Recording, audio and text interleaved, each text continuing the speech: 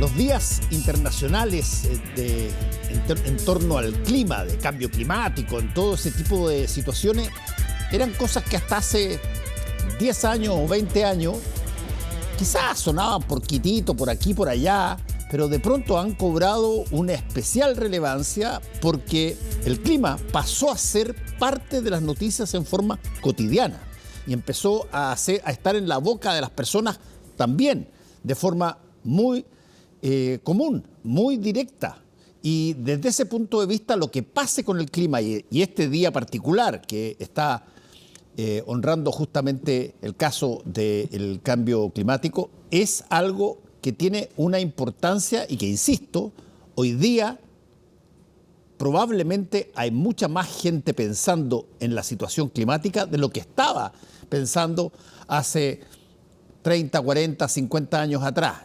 Ha pasado muy rápido el tiempo y el cambio climático pasa a tener un día y la gente debiera, creo yo, Raúl, empezar a preocuparse un poquitito más.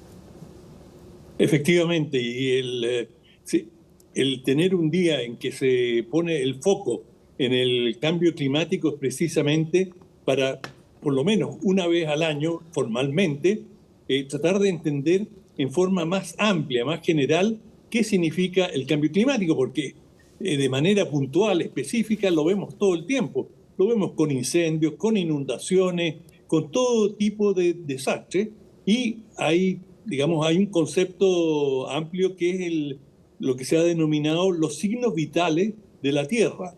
Y estos signos vitales del planeta son 35, pero hay algunos que son los más importantes y quizás el más destacado o el que más le prestamos atención son los cambios de temperatura. Y este año, este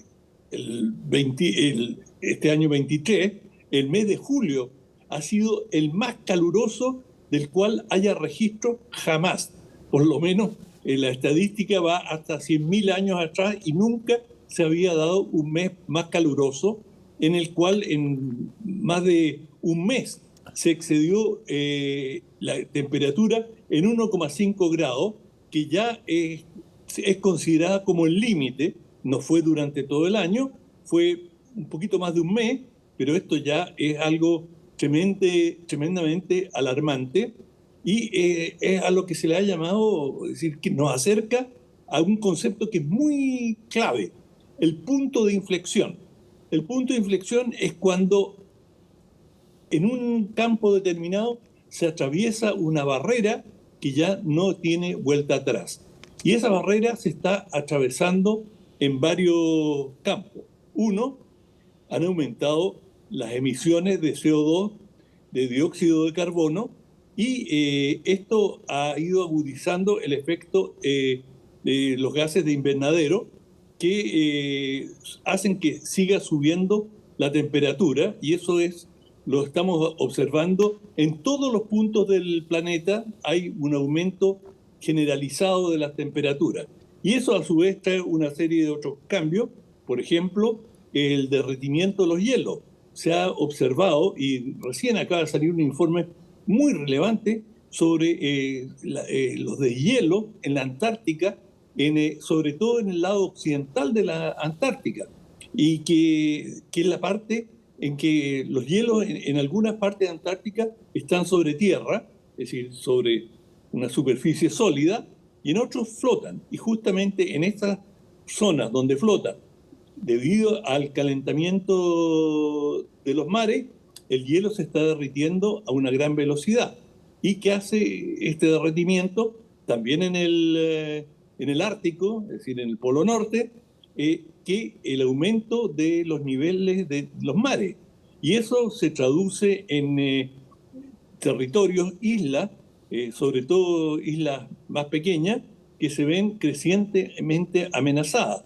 De manera que hay una cantidad enorme, pero enorme de temas que se derivan de este calentamiento global, sin mencionar los más obvios, el cambio en la agricultura, el cambio en las cosechas, que tiene un impacto económico y sobre la salud de la gente de manera absolutamente brutal. Y en el calentamiento global, por ejemplo, también hay un concepto, Fernando, que se está manejando en forma creciente, que es la injusticia climática. ¿Y qué es la injusticia climática? Bueno, el 10% más rico del planeta produce el 50% de los efectos de cambio climático. Es decir, las sociedades más consumidoras de petróleo, de todo tipo de productos que impactan al clima, proviene, bueno, es normal, de las sociedades más ricas, porque tienen niveles de consumo más altos. Pero, y este es un argumento que ha ido ganando fuerza, en esa medida también tienen que hacerse cargo de los efectos, de las consecuencias que tiene esta situación. Y esto es lo que se trata de llevar al debate, Fernando. Oye, Raúl, déjame hacerte una pregunta que probablemente puede haber cambiado a partir de fenómenos que se conocen mucho mejor hoy día de lo que se conocieron cuando en el Club de Roma, me acuerdo la primera vez, se planteó este asunto del cambio climático en forma muy tajante.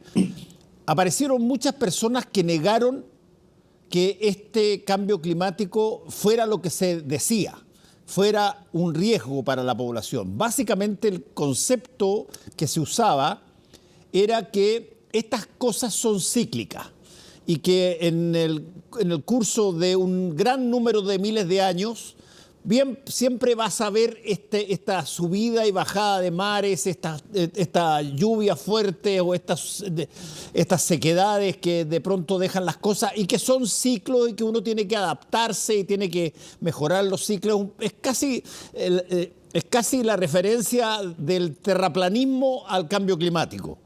¿Qué tanto eso ha cambiado con no solamente el conocimiento que se tiene, mucho mejor hoy día que hace 50 años, pero qué tanto hoy día hay todavía personas que plantean, científicos incluso, que el cambio climático no es un riesgo? Sí, a esta postura se la ha denominado negacionismo, y que son los que niegan el cambio climático y que fueron particularmente vociferantes y en cantidades relativamente importantes en Estados Unidos y en algunas sociedades desarrolladas. Y claro, cuando se ha investigado esto, se ha visto que tras de estas posiciones, en general, habían sectores interesados.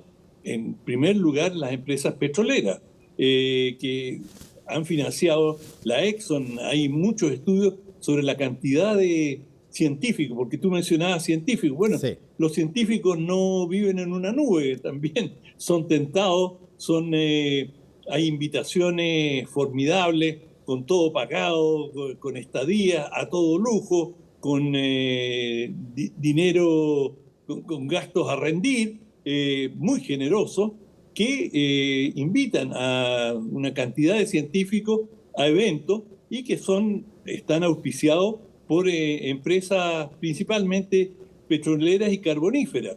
De manera que este lobby ha estado muy vigente y hasta cierto punto algunos gobiernos han sido bastante oportunistas a la hora de enfrentar el cambio climático. Entonces, por ejemplo, ahora han dicho que ciertos combustibles son en realidad combustibles verdes. Así se habla, por ejemplo, del hidrógeno verde. Se le dice verde porque es producido con elementos que son menos contaminantes, pero está lejos de ser verde. Es decir, esto es un maquillaje que se le hace a ciertos productos. Por lo tanto, hay que mirar muy de cerca qué es lo que representa cada cambio, cada nueva introducción. Pero lo cierto es que estamos caminando a un despeñadero y que hoy día hay poca duda en la gente que estudia la situación climática y la situación del planeta en su conjunto, que la mayor amenaza para la existencia humana en el planeta es el calentamiento global.